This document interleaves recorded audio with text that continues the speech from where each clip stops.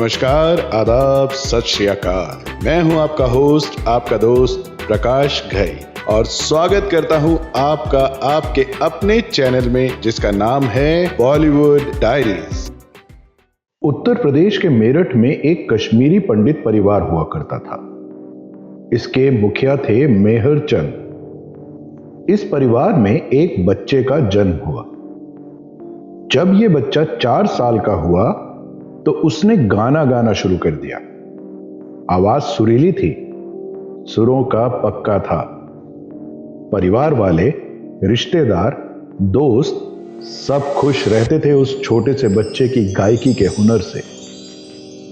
लेकिन जब यह बच्चा 14 साल का हुआ और उसने कहा कि वो तो सिर्फ संगीत को ही अपना करियर बनाना चाहता है, तब हंगामा खड़ा हो गया। परिवार वालों ने विरोध किया और उस 14 साल के बच्चे के बहुत जिद करने, रिक्वेस्ट करने और समझाने के बाद भी जब परिवार ने सपोर्ट नहीं किया, तब 14 साल की छोटी सी उम्र में ही वो बच्चा संगीत के लिए घर से भाग गया। बहुत दिनों तक इधर उधर भटकता रहा और फिर दिल्ली पहुंचा।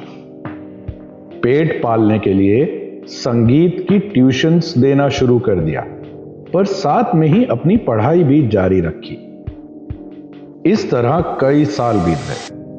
थोड़े हाल सुधरे तो उसे लगा कि संगीत के नाम से शोहरत हासिल हो सकती है, पर कुछ पैसे कमाकर जोड़े जा सके तो मुंबई जाकर स्ट्रगल किया जाए, किस्मत आजमाई जाए।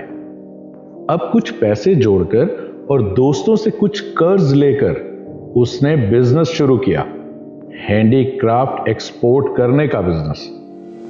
पर बात नहीं बनी, पैसा डूब गया, सर पर कर्जा चढ़ गया और तनाव इतना बढ़ा कि जिंदगी खत्म कर लेने का फैसला ले लिया।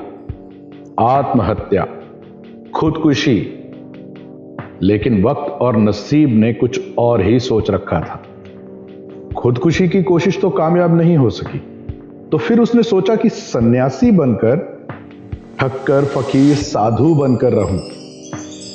तो ऋषिकेश के गलियारों में भटकने लगा और इस तरह कई साल और गुजर गए। कुछ सालों बाद फकीरी और गुमनामी की जिंदगी जीने के बाद जब कुछ सुकून मिला तो अब सोचा क्यों ना मुंबई का रुख किया जाए। एक और चांस जो लेना था, जिंदगी के साथ बस एक आखिरी चांस कि प्लेबैक सिंगिंग को करियर बना सके।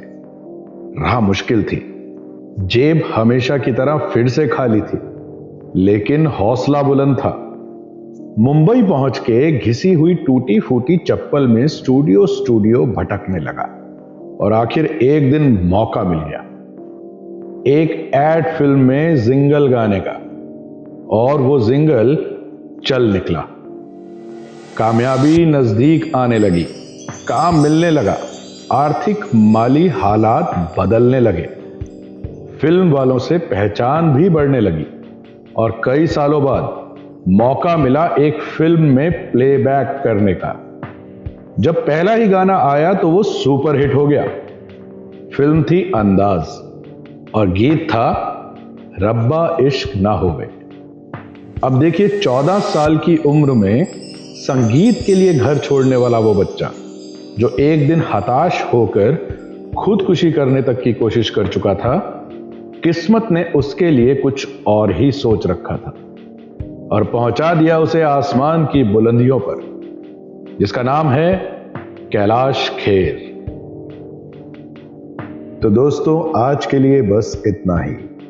आशा करता हूं कि आपको हमारे द्वारा सुनाए जाने वाले ये किस्से और कहानियां पसंद आ रहे हैं और उम्मीद करता हूं कि प्रोत्साहन के रूप में आप हमारे इस वीडियो को लाइक करेंगे, हमारे चैनल को सब्सक्राइब करेंगे ताकि हमें प्रोत्साहन मिलता रहे और हम इसी तरह से बॉलीवुड की गलियों से आपके लिए और भी दिलचस्प किस्से और कहानियां लाते रहें।